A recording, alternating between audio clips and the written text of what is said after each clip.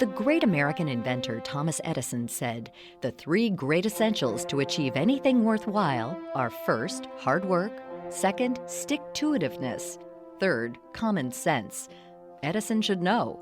Although he had more than 1,000 patents on innovations, he also failed many times in pursuit of those successes. What is it that makes some people persevere in the face of failure or rejection, and others give up? Angela Duckworth calls it grit. Duckworth is a professor of psychology at the University of Pennsylvania, scientific director of the Character Lab, and author of the book Grit: The Power of Passion and Perseverance. So, what is grit? I define grit as a combination of two things: perseverance for a long-term goal, but also passion for that goal. So pursuing something over the very long run that you care about deeply. Duckworth devised a grit scale, and she tested it out at the United States Military Academy at West Point. The test presented participants with statements such as, "My interests change from year to year," and "I am diligent, I never give up," and asked them to rate themselves on a 5-point scale that ranged from "not at all like me" to "very much like me." Despite the obvious talent and intelligence of the cadets at the academy and the rigorous application process they go through just to get in, it was grit that determined if they would stick it out. At West Point Military Academy, their first summer of training is somewhat affectionately known as Beast Barracks, or sometimes they just call it the Beast. It's a hard time for these young men and women, even though these are some of the best and brightest, most able young adults in the country with the congressional recommendation, top marks. These are varsity athletes. But they often struggle because they're being asked to do things that they can't yet do. And for, half of these cadets, they're going to be in the bottom half, maybe for the first time in their life, of a group of peers. And what we find is that the measure of talent that West Point has used for decades, it's called the whole candidate score, a weighted average of your SATs, your high school rank, your physical ability based on things like the 2-mile run, and your leadership potential as appraised by expert psychologists.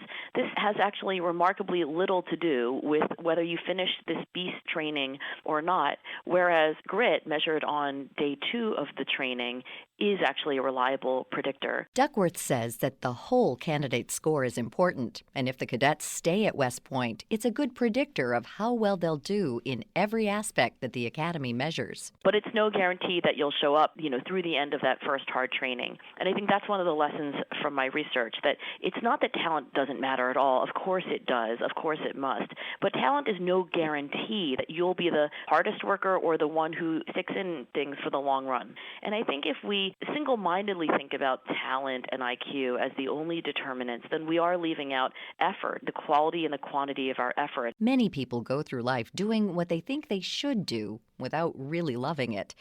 How do we find our passion? I can speak personally to that. I was 32 when I started my PhD program, when I started down the path formally to become the psychologist that I am today. And believe me, I would have started down that path many years earlier if I had actually figured it out. So it was a struggle for me as well to identify, to develop that passion. I think the first lesson is that it does take years for many people to fully develop a passion. It doesn't happen in a moment in time. It doesn't happen the way you think it might, as a kind of epiphany that sort of drops out of the blue. For many of us, we have these interests. They're not quite developed. When we start to do something, the more we learn about it, we get more and more interested in it. Our interests deepen over time. And then ultimately, I think what really becomes a passion is something that we not only find interesting, but also that we find meaningful. And for most people, meaning comes from serving others. So for me as a psychologist, what makes me wake up in the morning with energy to get into the game again is that it's interesting to me, but also I feel like my work will benefit children and other people if I do it well. Along with purpose, interest, and practice, Duckworth says that hope is necessary to grow grit from the inside out.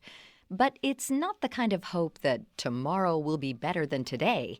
The hope she's talking about requires you to make tomorrow better than today. I think the hope that psychologists really mean when they talk about hope and resilience and being an optimist is the hope that does focus you on what you can do, even if you are fully in charge of your situation, which of course none of us are, right? I mean, there is luck in life, good luck and bad luck, and there are opportunities. Sometimes those opportunities are available to us, and sometimes we see the opportunities that other people have that we don't have. have connections to people, that kind of thing. The interesting thing about the people that I study who are highly successful is they don't ignore the fact that there's luck in life and that there are unequal opportunities, but they have a bias to look at the things that they can change. They would rather spend their attention and their energy thinking about what they can do, even if it's not everything, even if it's not most things, but what small thing can they do to change their situation for the better. Duckworth says that bringing up children to have more perseverance and not walk away from difficult tasks is the job of adults.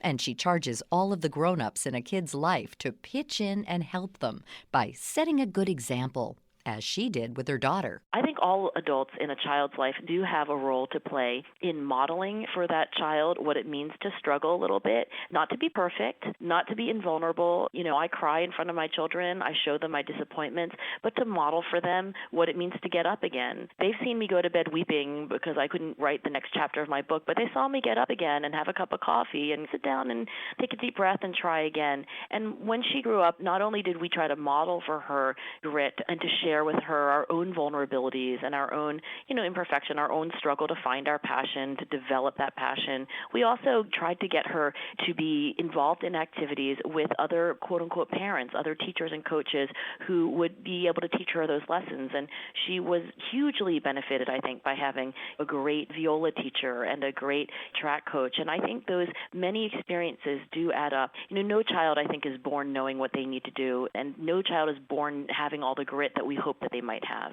So if you don't make that long-haul goal you set, if you bow out of West Point before the summer is over, or if you can't make the cut to become the concert pianist you always wanted to be, are you a failure? I think the most important thing about the research that I'm doing and that other psychologists are doing is to recognize that people really are growing, learning, adaptive creatures. We're not fixed. We're not static. And so one of the things that psychologists like to talk about when they talk about development over the life course is the maturity principle. And that is that qualities like grit, conscientiousness, being nice, very positive, desirable qualities that we consider to be what a mature, wise person would be like. These actually do increase over the lifespan. So I think we should be compassionate about ourselves and not expect perfection. I spent too much time as a young woman trying to be perfect. I think that in a way was unnecessary roughness. I should have just recognized that I was doing my best and I was evolving. And, I made a lot of good decisions. I made some bad ones, and I learned from all of them. You can learn more about Angela Duckworth's research into what makes people succeed in her book, Grit: The Power of Passion and Perseverance, available online now and in bookstores. To find out more about this topic and listen to archives of past shows, visit viewpointsradio.org. This segment originally aired in March of 2018 and was written and produced by Evan Rook.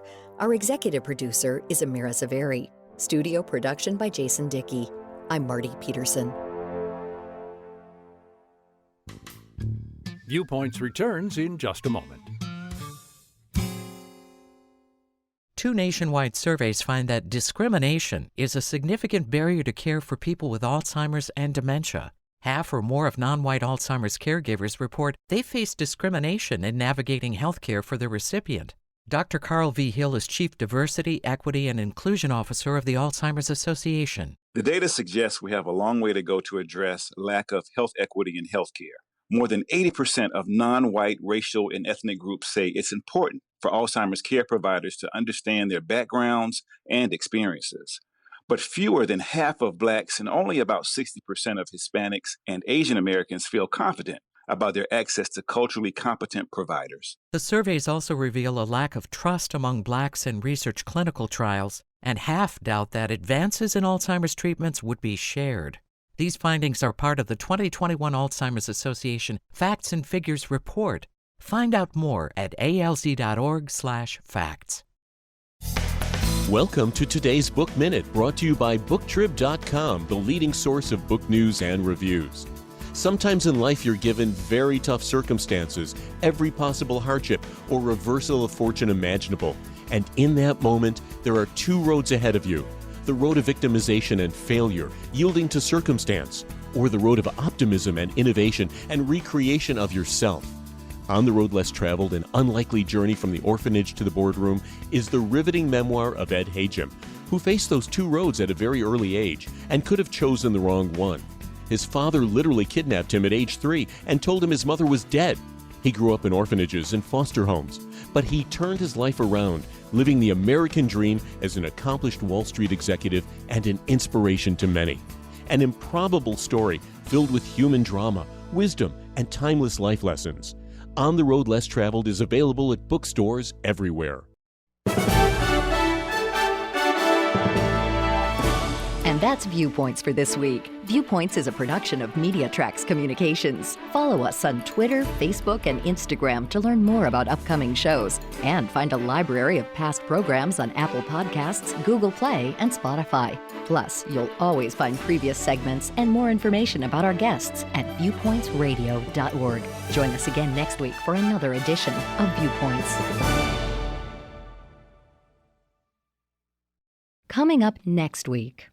The only snowplows were people driving around in pickup trucks with wide tires. That was about it. Understanding the winter storm in Texas last month and what went wrong.